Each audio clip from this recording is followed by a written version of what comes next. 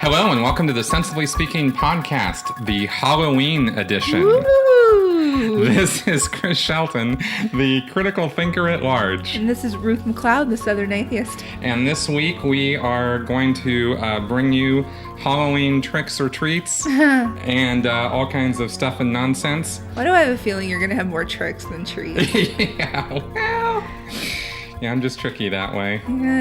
You look like a trick. Yeah. Go figure. So, in the spirit of the Halloween tradition this weekend, I actually decided to look up some Halloween trivia to start our episode out with. Awesome. Yes, key spooky music. Wow. And what we found here was actually some pretty interesting stuff. 8 wonderful trivia pieces here about Halloween. Yeah, and you're just throwing them at me. I have no idea what's coming. I'm really excited. Originally, you had to dance for your treat. I would have killed it. I would have gotten all the treats. I can shake it. Shake. She is shaking it, folks. Apparently, it says here, most experts trace trick-or-treating to the European practice of mumming, or guising, in which costume-wearing participants would go door-to-door performing choreographed dances, songs, and plays in exchange for treats. So that's where that comes from. So, like, every door, or would they, like, show up in a neighborhood and go, come ye all? Some men paraded door to door, and boys often followed, begging for coins. Wow. Yeah. Most of the early trick-or-treaters, when it started up here over in the U.S., were poor, and they actually needed the money. Yeah. So, but then the children joined in for the fun. And so that door-to-door begging petered off during the Depression in the 1930s, but came back later on to distract kids from pulling Halloween pranks. Oh. Yeah, so that's how trick-or-treating kind of got popularized again, was let's keep the kids out of mischief. Yeah. And give them candy. I can see it. Here you go, you little shit. Don't throw eggs at my house. Have some chocolate. Bribes, exactly. That's exactly right. The second trivia piece here is that Halloween is more Irish than St. Patrick's Day. What? Yeah. Halloween's origins come from a Celtic festival for the dead called Samhain, and I hope I'm pronouncing that right. You're probably not. Yeah, Celts believed the ghosts of the dead roamed Earth on this holiday, so people would dress in costumes and leave treats out on the front doors to appease the roaming spirits. And the Celts were not solely based in Ireland, of course, but this started taking shape back in the 1st century BC. Golly. This is seriously old school. The Irish Celts were the ones who invented the jack-o'-lanterns. I'm sorry. Mm-hmm. I just... Can you imagine the first person looking at a pumpkin and going, I'm going to take a knife to that and I'm going to make it smile at me? No, it is a bit freaky, isn't it? That's creepy. It is. It totally is. Damn Irish. Whereas, according to this, St. Patrick's Day was basically invented in America, by Irish Americans. So, if you're looking for... That's so typical of us. I'm I know, sorry. It really I know, is. isn't it? It totally is. It's totally Irish. No. No, not so much. But look, it's pizza. Totally Italian. No. Yeah. French fries. No. French fries. Oh, yeah. Fortune cookies. Yeah. Oh, yeah. All American made. So, third piece of trivia here. If you'd been around for the earliest Halloween celebrations, you might have worn animal skins and heads. According to ancient Roman records, tribes located in today's Germany and France traditionally wore costumes of animal heads and skins to connect to spirits of the dead. And this tradition continued into the modern-day celebrations of Samhain, which is the Celtic holiday, that inspired Halloween in America. So on this day, merrymakers often dressed as evil spirits simply by blackening their faces. The leader of the Samhain parades wore a white sheet and carried a wooden horse head or a decorated horse skull. Take that, PETA. And young people also celebrated by cross-dressing. Nice. Yeah. Original cross-dressing holiday. Oh, jeez. Now, trivia point number 4. Jack-o'-lanterns were once made out of turnips, beets, and potatoes, not pumpkins. You can't carve a potato. I'm sorry. You can't do it. Okay, and carving potatoes, that had to have come out of Ireland. It had to. Well, the jack-o'-lantern comes from an old Irish tale about a man named Stingy Jack. According to folklore, Stingy Jack was out getting sloshed with the devil when Jack convinced his drinking partner to turn himself into a coin to pay for the drinks without spending money. Jack then put the devil, shaped like a coin, into his pocket, which also contained a silver cross that kept the devil from transforming back. Jack promised to free the devil as long as the devil wouldn't bother him for a year, and if he died, the devil could never claim his soul. He was trying a little trickster here. What? Jack tricked the devil again later, getting him to pick up a piece of fruit out of a tree and then carving a cross into the bark when the devil was in the branches. This trick bought Jack another 10 years of devil-free living. When Jack finally died, God decided he wasn't fit for heaven, but the devil had promised never to claim his soul. So Jack was sent off to roam earth with only a burning coal for light. He put the coal into a turnip as a lantern, and Stingy Jack became Jack of the Lantern, or Jack-o'-lantern. Based on this myth. I have a couple of things to say. First of all, the devil has got to be like, okay, fool me once, shame on you. Yeah. Fool me twice, shame on me. Like, seriously, devil, come on. Thought the devil was the trickster of all tricksters, and he got by a guy named Jack? Are you kidding me? Really? Yeah. Really? Yeah. Seriously. And this just proves to you that you can't tell these mythical stories to adults because we're like, that's bullshit. We're not going to buy this. We can't. You can't come to me right now and go, oh, well, there was a baby born in a stable to a virgin. I'd be like, what, are you freaking kidding me? This is nonsense. Just like the Jack freaking story. This is nonsense. Making the devil turn into a coin. Do you think that the people working at the bar were like, hey, where'd the guy go?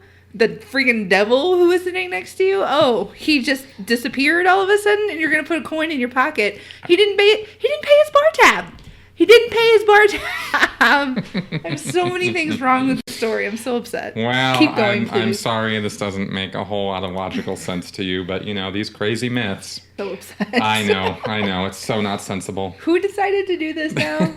Now, the fifth piece of trivia is kind of interesting. Halloween used to be a great day to find your soulmate. Mm-hmm. No. Again, go back to Ireland.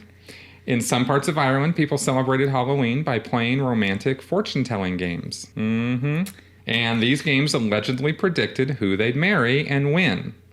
Since Halloween, like Valentine's Day, was one of the main celebrations of the year where young people could mingle with the opposite sex, it was also considered a good day to scope out a sweetheart. Because the girls are always dressed in like slutty cats or whatever. No, okay, I've been to a few Halloween college parties. You don't find soulmates. you find tonight mates. Yeah, well. That's what you find. These things might have degenerated and are, I'm going to get an email from I met the love of my life at a Halloween party. Fantastic. Exactly. But regular girls like me, no. That's not where we pick up guys. Thankfully. Yeah, well. Can you imagine going home with jack-o'-lantern or something? Number 6. In a few American towns, Halloween was originally referred to as Cabbage Night.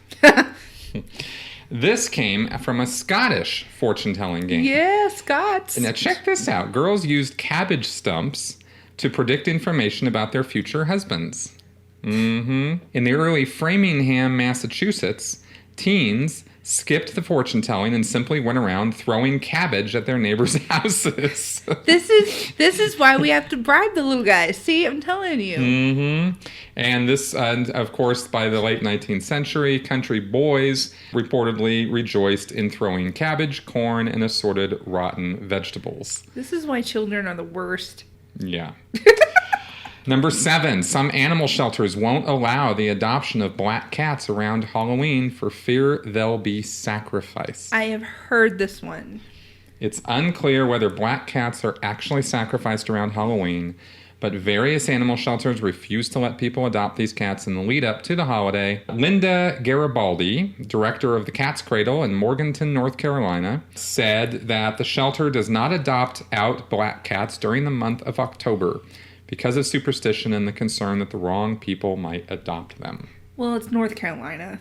They're better off without being in homes in North Carolina anyway. Apparently, this ban is starting to wane a bit, but there's the stigma about black cats are starting to change, which is a great thing.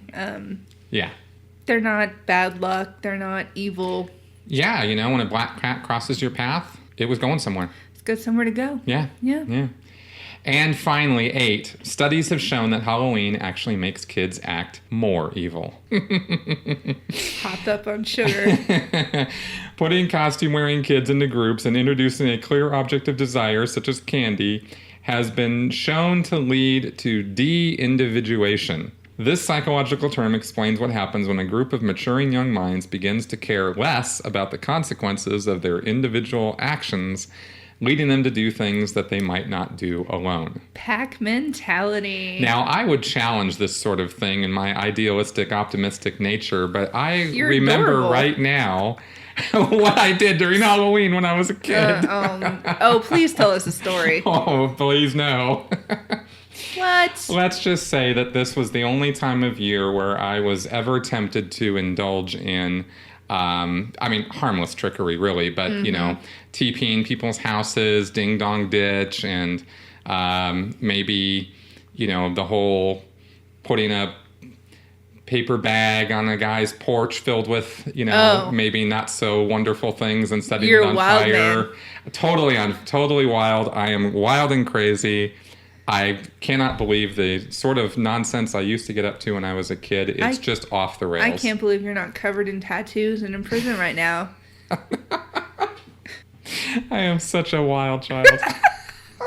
How did they contain you? I know. I really don't know how. You could not be stopped. I look back on those years and I cringe. And with that, we are now going to move on to our next segment.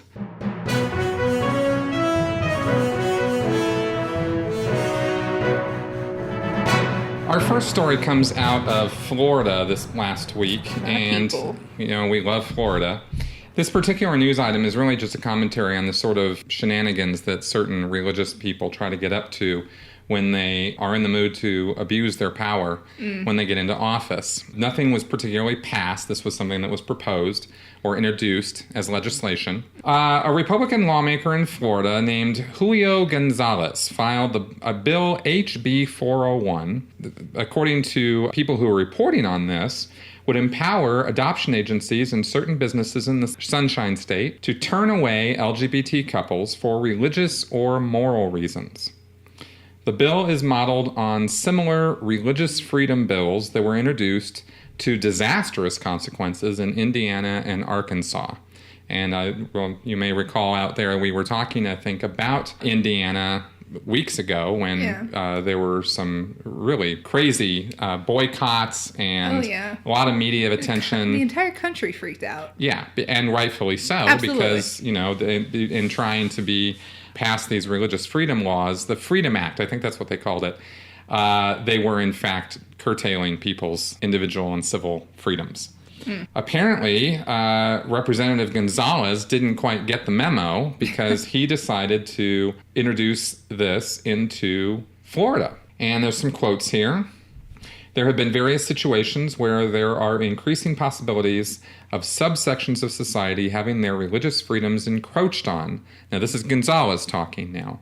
Over time, it became obvious to me we need to adopt some statutory protections.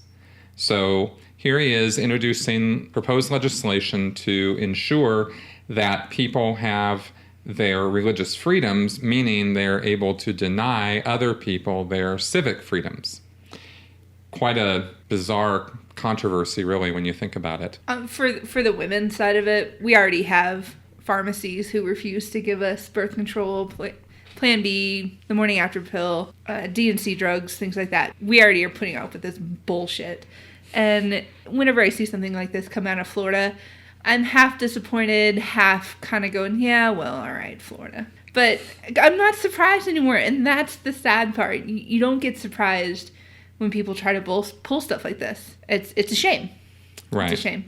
What the bill apparently specifically states is that individuals, businesses with 5 or fewer owners, religious institutions, and businesses operated by religious institutions are not required to produce, create, or deliver a product or service to a customer if they have a religious or moral objection. So only religious institutions. No, individuals, businesses with 5 or fewer owners. Okay. So small businesses. Right. Comma, religious institutions. Okay. And businesses operated by religious institutions. So the bill does not mention sexual orientation specifically, of course. It simply says that they have a right to refuse service or products if they have a religious or moral objection. Now, federal law mandates that you cannot discriminate based on race. So that's not something that anybody is freaking out about with this particular bill, because there's no chance that this would be used to discriminate based on race. Right. But the next biggest class of people that this would go after, of course, would be those who would be discriminated against because of sexual orientation. So this is your thinly veiled guise of religion to justify denying services to people in need at hospitals, adoption agencies, and other important institutions that Floridians use every day, it says here. This was a quote from the executive director of Freedom for All Americans, Matt McTighe. And he said, "It's cruel to deny any child the opportunity to be welcomed into a loving, supporting family just because they or a parent might be gay or transgender. It's wrong to refuse potentially life-saving medical care to a person who has been in an accident simply because they are LGBT. This bill goes too far and will make Florida a worse place for everyone." Yep. Just something for anybody out in Florida to be aware of is that this sort of thing does go on, and actually anywhere in the United States, people should be aware of the fact that this sort of thing goes on, and they should keep their eyes and ears open for it.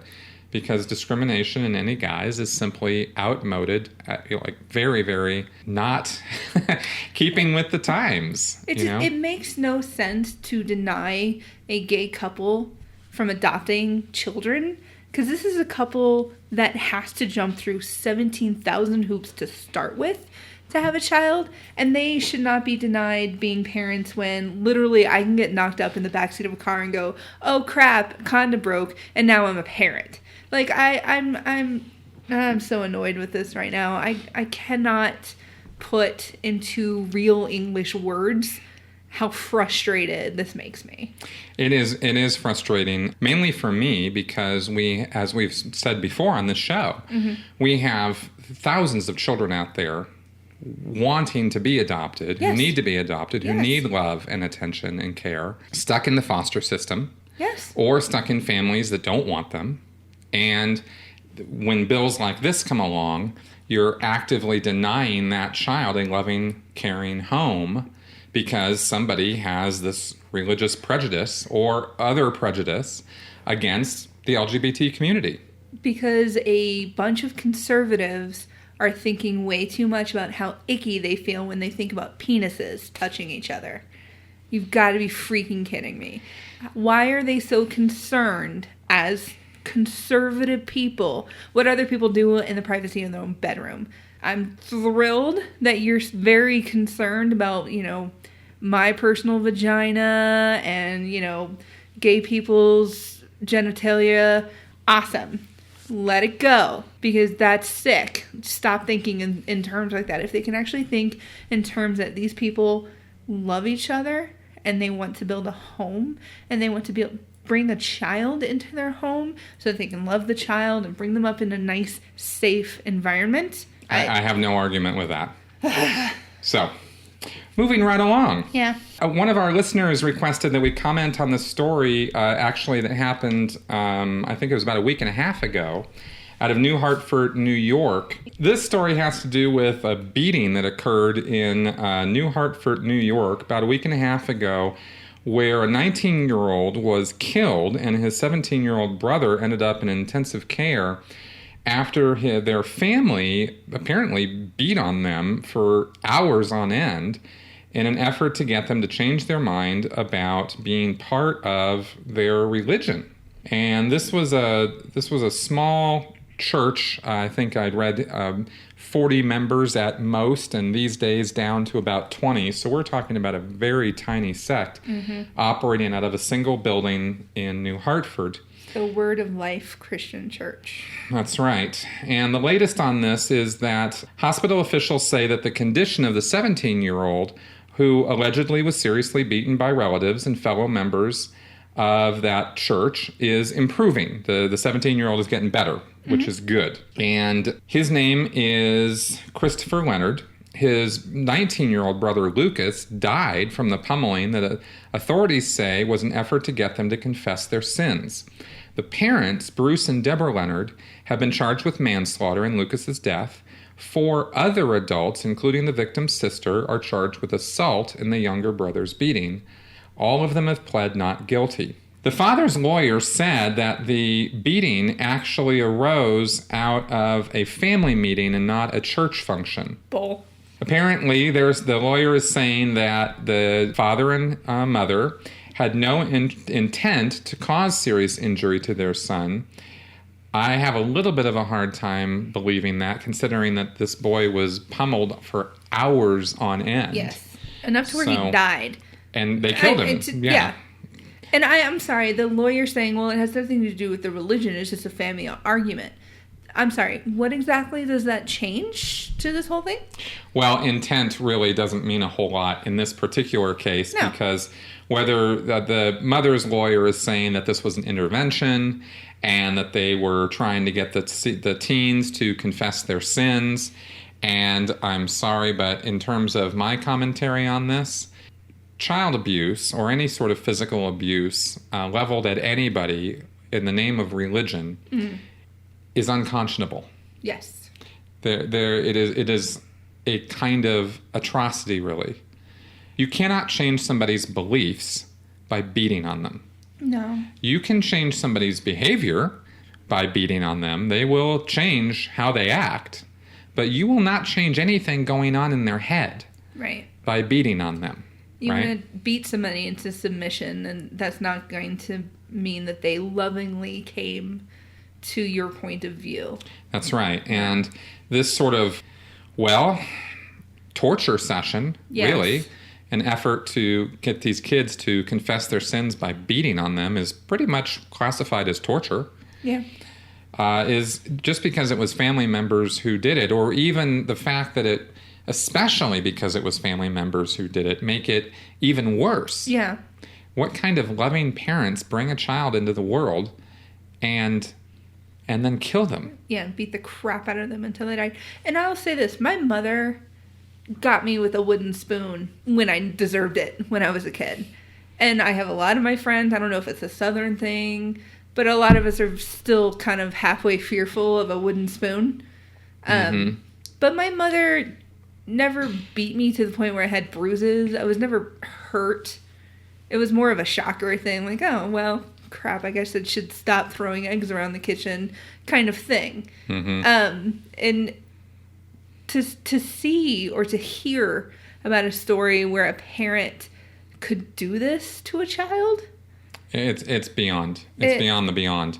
Personally, I have no agreement with any form of physical beating or abuse to a child. I'm just not going to ever get behind that. I was not abused as a child. I was never beaten as a child. I was never spanked as a child. Maybe you should have been. No, I'm just kidding. Wow. I'm kidding. I certainly had my ear twisted a couple times. Right? But that literally was the extent of it. Yeah. Was my mother grabbing my ear. I see memes on Facebook about, I was spanked as a kid and I learned respect from that. And I just want to say, well, that's great. I learned respect as a kid and nobody had to touch me to do it. Right. And so, I don't know if I would go as far as saying that I beaten to the point where, or I was hit with a spoon to the point where I respected my mother. My mother, my parents, my grandparents did other things that made me respect them. I'm not fully against spanking just because it was done on me, and I think I came out just fine. And no, there's not an underlying I'm secretly mad at wooden spoons kind of thing. Sure. I think people come out with varying psychological and mental and emotional reactions to that sort of thing. That's true. Nobody's ever the same. My sister who was raised exactly the same as me, came out completely different. I mean, she has her religious side and she's super crazy religious, but she may have had a problem with spanking because she swore she would never spank her kid. Mm-hmm. So I don't know. People just have their different views and opinions of actually what happened or what actually happened within their life. So for me, spanking I don't think was a big deal in my life. I had it. My mother spanked me. My father hit me once. That's all it took. Mm-hmm. He never had to spank me ever again. My grandfather, same thing. He had to spank me once, never again. But I certainly wouldn't classify that as an abusive environment. No. I just couldn't do that, right? I was assaulted in the Sea Organization. Oh, I'm sure. And I like no joke. And to me, if you want to instill fear in someone, that's how to do it. I don't call that respect. I call that fear. Mm-hmm. I was afraid of the people who assaulted me after that happened. Oh, I'm sure. I was not respectful of them. That did not increase my degree of admiration of them or my degree of willingness to want to be anywhere around them. Right. When those people came around who had assaulted me, I wanted to get the hell out of the room as rapidly as possible. I'm sure. If anybody thinks that is respect, I think they have a fairly twisted idea of what respect actually is. Right. There were people that I knew in Scientology who I was willing to work 24 hours a day for. I'd stay up all night long simply because they asked me to. That was not the people who hit me. Yeah. Right? Those are the people who actually were friendly to me. Right. Because in that environment, there were very few people who were actually friendly toward me. Right. So that to me is how to garner respect and admiration and get people to do what you want. Right.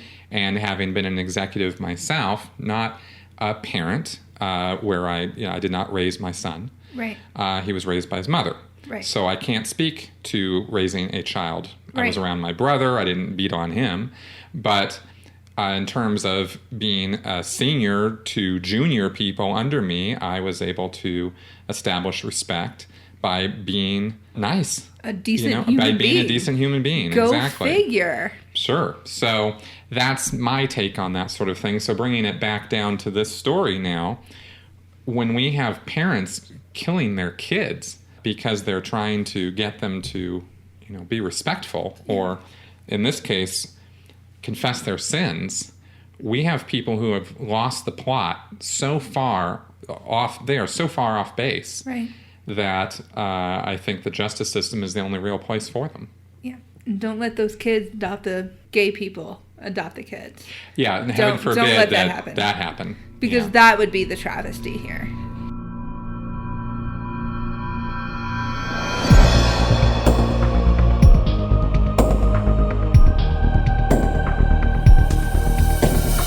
You are listening to the Sensibly Speaking podcast. Isn't it about time someone made some sense around here? We have next story here is a very interesting one, and I think that these will be news items that none of you have heard about, because the story here is that these are news items no one's talking about. This is actually from the Santa Fe Reporter, and it's a story about an organization started by Sonoma State University professor Carl Jensen called Project Censored. Professor Jensen died in April of this year, and he'd been working since the 70s on this Project Censored, where they worked to find stories that the quote-unquote mainstream media had ignored or not worked on or not brought to public light. And Professor Jensen was in the frame of mind that these kinds of things needed to be brought into the light, and people needed to know about certain things that mainstream media were not reporting on. Their has been a tendency with this group to go off into some conspiracy theory territory. And anybody who's familiar with me will know that I'm the last person who's going to support anything along that vein. But at the same time, as a critical thinker, you have to be willing to look at any information at any time. Right. And you have to be open to the idea that you could be wrong about what you've been thinking. And I'm certainly open to that idea at any time. I don't understand why our whole concept of being wrong is the worst thing that could ever happen to a person. It is an interesting aspect of human nature that we are that way. So in this case, when Professor Jensen died, his torch got picked up by a couple others, and they've been publishing books every year which detail and talk about stories that are ignored by the mainstream media or are given very scant attention, and yet are very concerning and should be something that we should be looking at and dealing with, or at least be aware of. And we're going to go through, this story details the top 10 of these. We're not going to go over all 10, but there were a couple that caught my eye that I thought were worth comments. Yeah. First of these, in the top of the list, is that half of global wealth is owned by the 1%. This is not just a United States issue, but actually an international issue. It says here, we hear plenty of talk about the wealth and power of the top 1% of people in the United States, but the global wealth gap is, if anything, even worse, and it has profound human consequences. Oxfam International, which has been working for decades to fight global poverty, released a January 2015 report showing that if current trends continue, the wealthiest 1% by the end of this year will control more wealth than everyone else in the world put together. As reported in Project Censored, the Oxfam report provided evidence that extreme inequality is not inevitable, but is, in fact, the result of political choices and economic policies established and maintained by the power elite, wealthy individuals whose strong influence keeps the status quo rigged in their own favor. Another stunning fact, the wealth of 85 of the richest people in the world combined is equal to the wealth of half of the world's poor combined. Now, this has, of course, not been talked about much at all. CNN had the most coverage of this back in January when this report was released. They issued 7 broadcast segments about it, but those stories were all aired between 2 and 3 a.m. So, not a lot of coverage on this particular report or its consequences or implications. And again, commentary-wise on this, I'm not going to start connecting dots between this report and 9/11 or the Illuminati. Yeah. But this is the kind of thing where it's not necessarily, you don't have to bring out the word conspiracy. You simply have to look at the fact that rich people are going to be rich. They're going to do what they need to do to stay rich. And when you have wealth like the Walmart family, the De Beers. The Waltons? Yeah, the Waltons, that's right. Or the De Beers out of South Africa who are diamond money, right? Or which is stupid because diamonds are really worthless. Yeah. Or the Rothschilds. Yeah. Right? In Europe, the Rockefellers in America, Bill Gates of the world, the Saudi Arabian princes and the oil sheiks. I mean, we're talking about more money than anyone could possibly ever spend in a lifetime. Right. And at that level, it's a whole different world that they live in. Mm-hmm. And I don't know that I'm not calling for or suggesting any particular action here in terms of redistribution of wealth or something, but I am saying that at that level, it doesn't seem like caring about the rest of the world, the 99% that are not them, is not necessarily high on everyone's priority list there. Well, I'll tell you this right now. Not just them. I think all of us, in some way, shape, or form, are a very greedy society. So these people, these ultra-rich, the way that they stay rich is that they go, just like the article says, they will go and pay for lobbyists and keep the bills in check that they want and block the ones that they don't want. So it keeps them rich. And the thing is, by offering someone who doesn't have as much money as them, whether or not they're considered wealthy or not, if they offer money to keep things the way that they are, we'll take it. And that's unfortunate. It is. I think one of the main protests people have, maybe even subconsciously, in that they don't necessarily think this or articulate it, is that the very, very wealthy are able to violate the whole concept of one person, one vote. Absolutely. Right? Of course they are. Because, not all of us have the money to hire lobbyists to meet with the head of major corporations, right, establish relationships with senators, congressmen, presidents, CEOs, right, religious leaders. We're not in that world. And so we see people who are and what they do with that power and that influence. Some of them do some pretty cool things. Oh, yeah. Right? And there is the Bill Gates Foundation, and from everything that I've ever heard or read about that... Warren Buffett's a great man. Yeah, they do some pretty cool stuff. Absolutely. Right? Celebrities, for the most part, are not anywhere near this bracket of income. No. Right? They have more money than they'll ever know what to do with. That's true. And some of them, really do get quite passionate and involved in the various passion projects they get into. Yeah. However, there are definitely those who live at this level who do not do anything altruistic at all, and it never even occurs to them to do that. What's the point? Yeah, no, I read the other day about a Saudi Arabian prince who has a car, a Beamer, I think it was, that is encrusted in jewels. That's what it's painted with. It's Beamer, it's really shining with jewels. And he charges people $1,000 just to touch it. Yeah.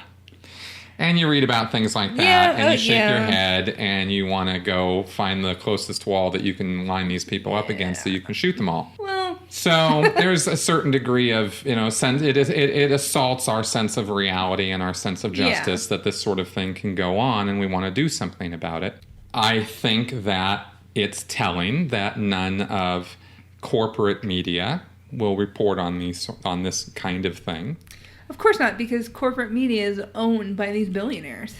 Well, those are dots that I'm actually willing to connect. No, that's not a conspiracy theory. That's right. That's just what's happening. I actually have proof positive that sort of thing goes on. So, the idea that corporate media ignores or doesn't report on certain stories has been proven. This is not any kind of wild conspiracy theory to go into this. When the New York Times refused to report on a particular weapons manufacturer who had been doing things not necessarily by the book, it came out that the reason for that is because that particular weapons manufacturer was owned by the same company that owns the New York Times. Yeah, and how CNN at the last Democratic debate was basically saying that Hillary won the debate. Yeah. When the entire nation was going, nope. CNN's one of her biggest contributors. So, well, I'm actually watching right now the elevation of Hillary over Bernie in the media ever since the Benghazi hearings, where she came out painted with the hero brush. Well, yeah. And I don't think that was deserved. I don't know that the Republicans should have been bashing her. No. But to have her come out of that, and now she's suddenly the number one contender in the Democratic presidential candidacy, I watched that happen, and I went, isn't that interesting? Yeah. Right? No, so stuff like this happens all day, every day. Yes, it does. We don't notice it, or we think it's too much to think about. So it's too hard, and what are we going to do? How are we going to change it? I'm telling you people, the way we change this is to vote. That is true. That's how we do this. That's about the only thing that we can do is make your voice heard. Mm-hmm.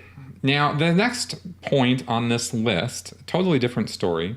Oil industry illegally dumps fracking wastewater. Fracking has been this controversial subject for a couple of years now, and I've seen and read various stories about how damaging it is to the environment in terms of the raw use of water to destroy land, right?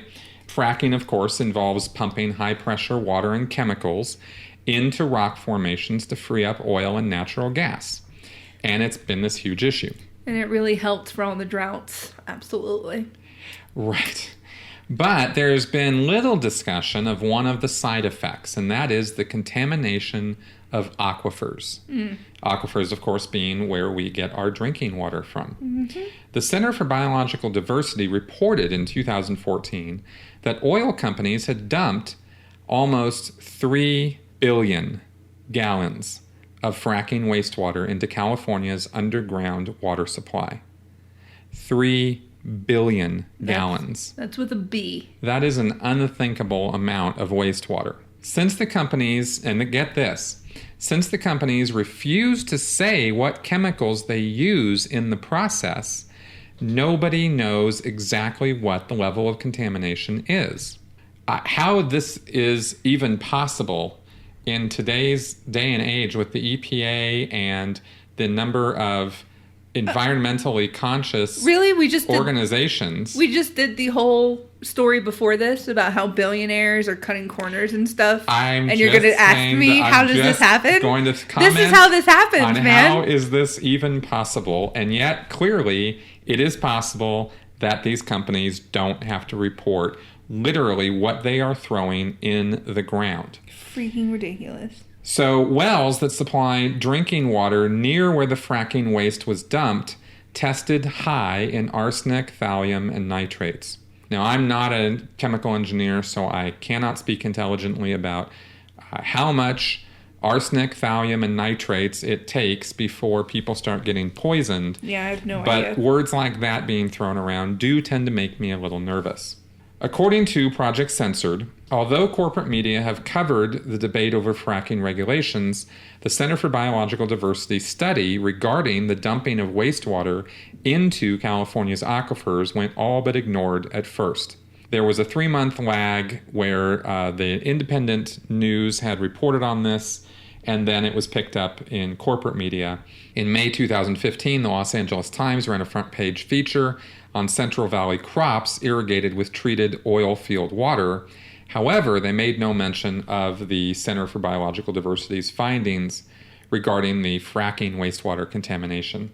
So this story has largely been sort of ignored while fracking is talked about and the controversy of the practice of fracking, the consequences of fracking, and the California situation is something that needs to be known about. Right. All right. Number 3 on the list actually really raised my ire. 89% of Pakistani drone victims are not identifiable as militants.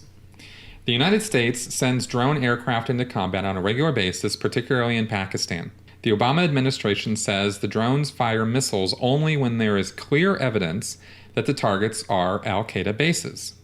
Secretary of State John Kerry insists that, quote, the only people we fire a drone at are confirmed terrorist targets at the highest levels, unquote.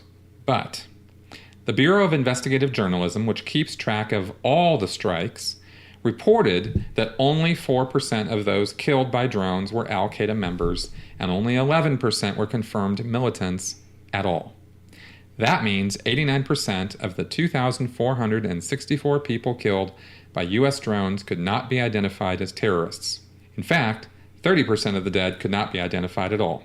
The New York Times covered this story, but overall the mainstream news media ignored the Bureau of Investigative Journalism reporting, and so this has come up on this Project Censored list. I would certainly need further corroboration on this story before I could say for sure that this was a fact, but I wonder how possible such corroboration would be, because I think the only other source that you could go to find out about this would be the military themselves. Yeah, and they're not going to tell you any information. No. So we have this Bureau of Investigative Journalism looking into this, and they're reporting what they're finding, and what they're finding is pretty alarming. My whole concern is they probably, I don't deny that this is happening, and I don't think that the government is lying to us, and they're saying that they only strike when there's a militant present. There might be a militant present, maybe. But I also know that terrorists and militants are terrible people, and they will probably surround themselves with civilians. Collateral damage is always a factor in any military conflict, and it's something that is a harsh reality of waging war, is especially against terrorists. Right. You're making a very good point. I've heard a lot of people who just say things like, oh, let's just wipe them all out. And that's a terrible thing to say when you really think about the humanity of it. No part of anything I would ever think. I don't think collateral damage is particularly acceptable because personally, I don't think war is acceptable. No, I completely agree with you there. And I kind of lose it on this whole issue. Yeah. At the same time, you go, well, evil people do evil things, and what are you going to do about it? And what kills me the most is that you have all these civilians possibly who are getting killed in these airstrikes, and they know it's from us. And all you're doing is harvesting that hate inside someone, a mother, a daughter, a friend, a son, who sees this happening. Right. And they only think terrible things about us. So us going in there all strong-armed like this, Well, it speaks volumes and goes straight back to the entire Middle Eastern foreign policy and how we've been dealing with situations over there. I am loath to even open my mouth about the Middle East because the one thing that I do clearly understand about that situation is that I don't understand a whole lot about it. Yeah. And I am not a hater. I am not somebody who thinks people deserve to die simply because they have a different belief system or a different culture. Unfortunately, I am not I'm not joined by that, by all of America. Yeah. When you look at the fact that it's now been admitted that we had, quote unquote, intelligence failure behind the entire Iraqi war, and that never should have happened. Yeah, no shit. Your whole world gets tilted. Yeah. Because we're still over there because of that. Yeah. We set wheels in motion that are still turning in regards to thousands and thousands of people being dead, a whole country being taken over, Iraq, and who knows what other consequences, right? And now it's publicly admitted, no, we really shouldn't have done that. That shouldn't have happened. Jeb Bush, during the last Republican debate says, I wouldn't have done that, but the intelligence was bad. Yeah. And you go, well, okay, so is the intelligence bad with these drone strikes? Yeah. It makes you question everything. And it's so sucky that we're in that situation now. And not only are we not building bridges with other countries, we're destroying them. We're destroying an entire part of the world, basically, with all of this. We're breeding more people who are going to be hate-filled. Our people here are hate-filled. We're putting ourselves in trillions of dollars in debt because of this war. People the companies, the billionaires who make all these weapons and guns and Kevlar and all this, they're the ones making money. And it's not hard to understand why people would be connecting all kinds of dots with this sort of thing. Of course. Right? I tend to look at it more as wheels within wheels within wheels, and there's various influences and all kinds of various people with their own interests in mind. Right. Who sometimes collude and sometimes don't in order to make terrible things happen. It's never just black and white. No. We've talked about this so many that's times. Nothing is ever just black and white. Exactly. So to say, oh, we're over there because of oil. No, there's actually a lot more than that going on. There is a lot happening. And to say it's all religious. No, there's a lot more than that going on, right? It's just there's so many years of conflict and so many reasons for conflict that's why I don't even put my foot anywhere near an opinion about what we are in the Middle East for or even what necessarily should be done about the Middle East. I don't know if pulling out at this point is the exact right solution. Yeah. I don't know. And I'm just going to be smart enough to say I don't fucking know. And that's fine. And I'm going to be right there with you. I don't know either. I do know that a lot of people that I've spoken with over my lifetime think that this started on 9/11. And I just go, are you kidding me? Right. You probably didn't know anything about the Middle East until 9/11. Right. Yeah. But I'll give you that. This whole conflict goes back to early 19th century. Yeah. There have been Western influences in the Middle East going all the way back to Lawrence of Arabia. Yeah. Right, which was turn of the century. Right. Last century. So we've got all kinds of wheels within wheels going on over there. Yeah. There isn't a simple solution, but we could at least not exacerbate the situation by engaging in, bringing it back to this story here, senseless violence that is not solving any problems and might all be based on faulty intelligence for all we know. We should not be supporting wars that we do not understand. And I think if I had anything to say to our listeners about this, it would be that. Right. How can we support killing other people or going over and messing with their cultures when we don't even understand what we're over there for, right, what the consequences of our actions are, or what our goals are? Right. It's to me the height of stupidity to be acting that way as a country, and that's unfortunately our understanding of our foreign policy. So this story just sort of highlights a very ugly part of that, right, but it's a much bigger issue. And I really need more people to pay attention to stuff like this and not just go, oh, well, they hate us, so fuck them all, let them die. That is, yes, please. I don't understand. Please don't have that reaction. I would hope people who listen to us don't think that way. Yes, please. Don't do that. Yeah. That's not the sane way to go about dealing with this. We can live our lives in our regular communities and have empathy for those around us. We need to expand that empathy and our basic sense of humanity to the rest of the world. And this isn't like a kumbaya moment that I'm having right now. This is just a human decency. I agree completely. Yeah. Number 6 on the list, and the last one we will take up on this for this week, is methane and Arctic warmings and global impact. Now, this has to do with climate change. And if you're listening from the point of view that climate change or man-made climate change is all a myth and all a fantasy and doesn't really exist, I would beg you to please watch the second to last episode of Cosmos with Neil deGrasse Tyson, where he explains in less than an hour exactly, precisely what climate change is, what causes it, why it is a natural phenomenon, and how it is that mankind has made the situation worse in the last century through our works. We are a very influential species on this planet. What we do matters, and what we do affects the climate and the environment. Yes. So the science of it is all laid out on that show. It's entertaining, It's educational, it's interesting as hell, and anybody could watch that show and understand it. I can get behind stop listening to us and go pay attention to Neil. I think I can almost do that right now. Can I leave and go watch some Neil? Nope. No. Oh, fine. What a meanie. Did y'all hear that? That was mean. That was like an instant shutdown. No.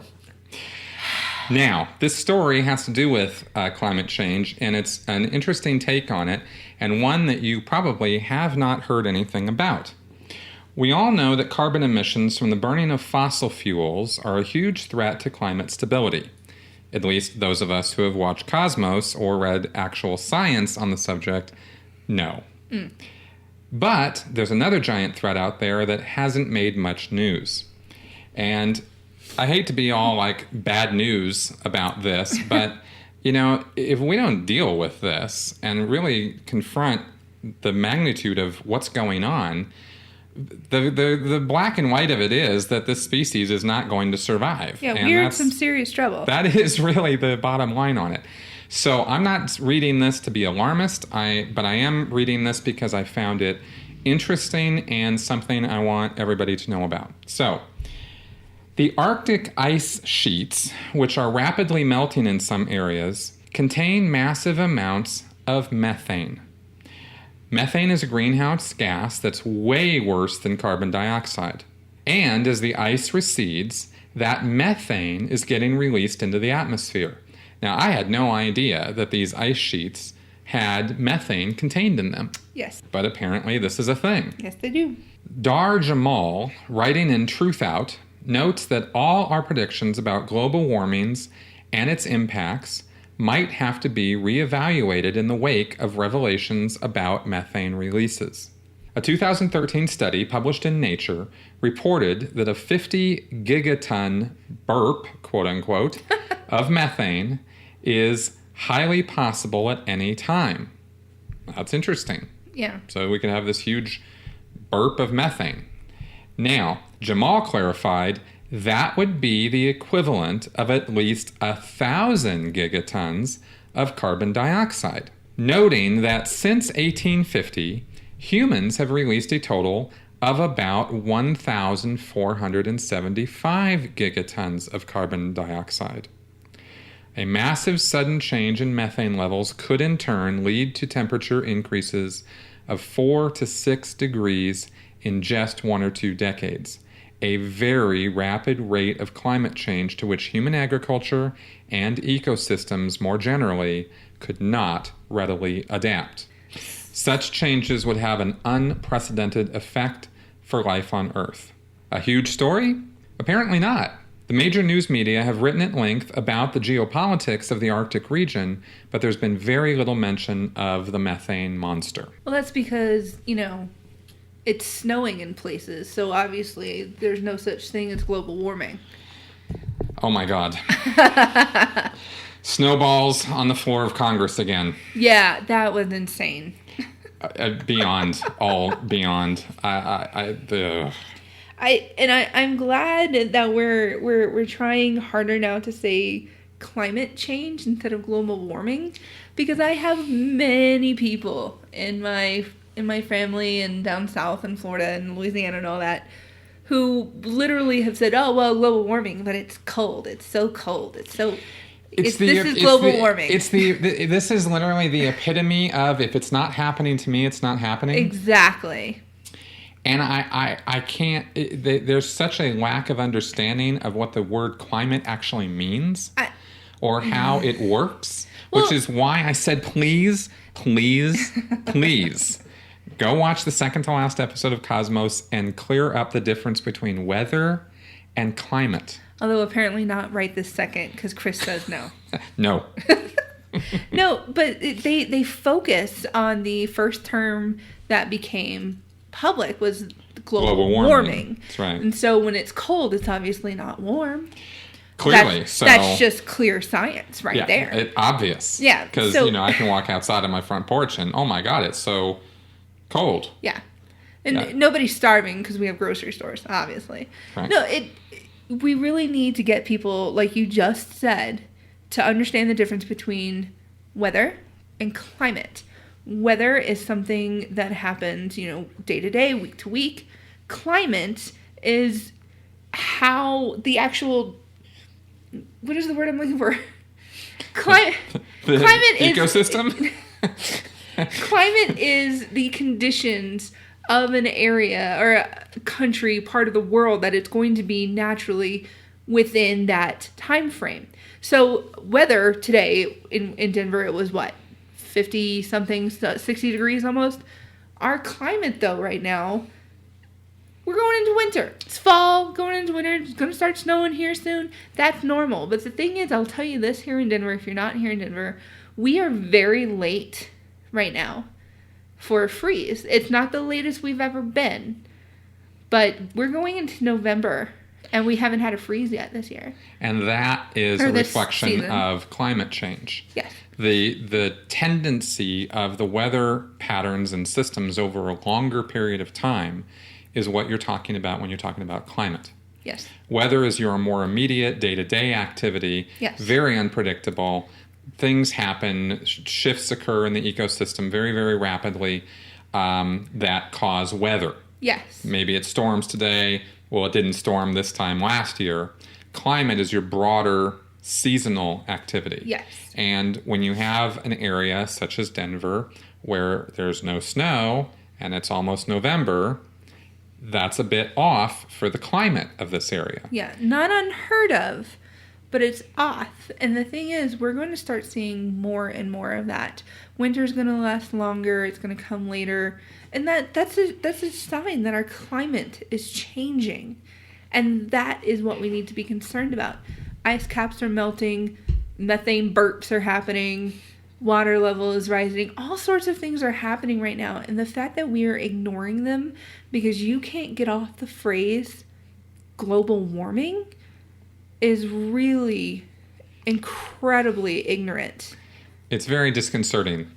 And I think we've done our part in this episode to try to raise some awareness on that. Clearly, we are not climate change deniers. No. And the science on this and the observations on this are pretty solid enough that I am certainly convinced of it.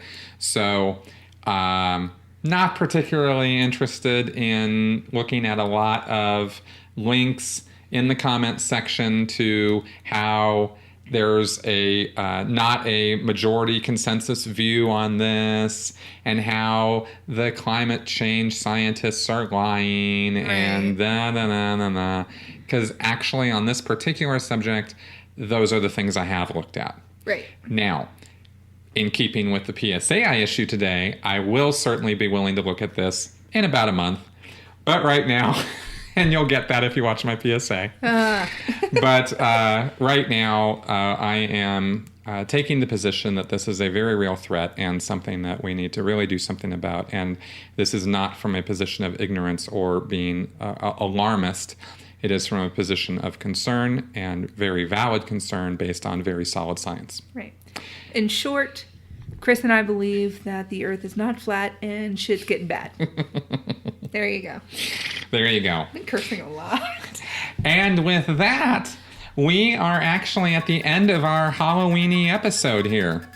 We have, I think we've put enough scare into our listeners now. Yeah. For Halloween. I'm petrified. Yeah, actually, pretty much. So, of course, the ice caps aren't melting today.